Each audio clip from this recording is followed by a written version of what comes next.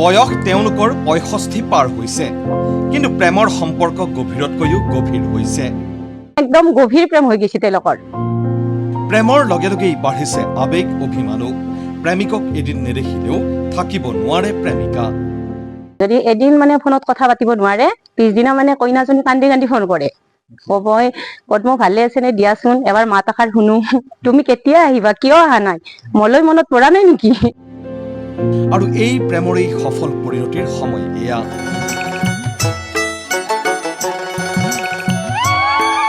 ভাৰে ভেটিয়ে জোৰোণ লৈ সাজু হৈছে দৰাপক্ষ। শুকুৰবাৰ ২৪ জানুৱাৰীত মিলিছে বিবাহৰ ক্ষণ।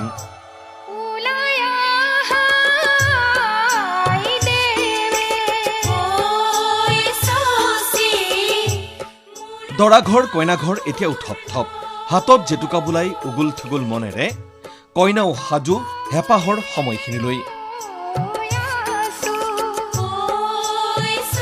আৰু এয়া দৰা ৭১ বছৰীয়া পদ্মেশ্বৰ গোৱালা। পৰিস্থিতিৰ জটিলতাই বোকাখাতৰ পৰা আনি মহানগৰীৰ প্ৰমোদ তালুকদাৰ সোঁৱৰণী বৃদ্ধাবাসৰ বাসিন্দা কৰা অবিবাহিত পদ্মেশ্বৰ গোৱালাই এই বৃদ্ধাবাসৰ ঠিকনাতেই বিচাৰি পালে প্ৰেম, বিচাৰি পালে জীৱন সংগীৰ ঠিকনা। তেজপুৰৰ ৬৫ বছৰীয়া জয়াপ্ৰভা বৰাৰ সৈতে বৃদ্ধাবাসতেই পৰিচয় হোৱাৰ পাছৰ কথা সেয়া। ফূৰ্তি কৰি থাকো, এতিয়া কিহত কি হ'ল লাগিলে মই সেইটোতো একো গমেই নাপাওঁ। তেনেকে কৰোঁতে কৰোঁতে আৰু মৰমবোৰ বাঢ়ি বাঢ়ি গ'ল।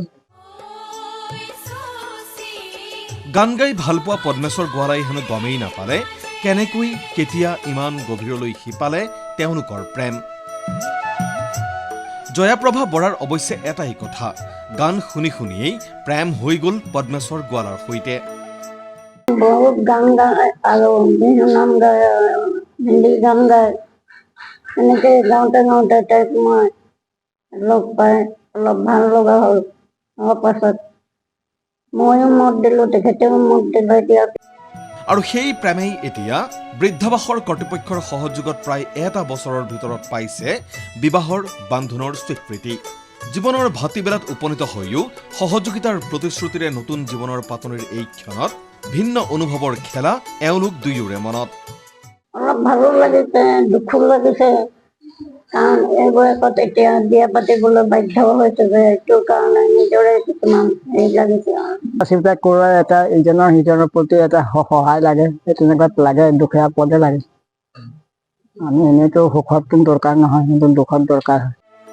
শুকুৰবাৰে পুৱা বেলতলাৰ প্ৰমোদ তালুকদাৰ সোঁৱৰণী বৃদ্ধাবাসৰ পৰা দৰাপক্ষই গৈ মঠঘৰীয়াস্থিত মাতৃ নিবাসত জোৰোণ দিব কইনাক, আৰু বিয়লিৰ ভাগত বৈদিক নিয়মেৰে সম্পন্ন হ'ব বিবাহ কাৰ্য। ইতিমধ্যেই সকলো যা যোগাৰেৰে সাজু হৈছে উভয় পক্ষ। দৰাঘৰক আদৰাৰ প্ৰস্তুতিৰ মাজতে মাতৃনিবাসৰ পৰিয়ালৰ সদস্যৰ মুখত এতিয়া জাত জাত বিয়া নাম। নীলাকৈ আকাশত ৰঙাকৈ বেলি। চন্দ্ৰপুৰৰ পৰা কন্দৰ্প কলিতাৰ ৰিপৰ্ট ND24।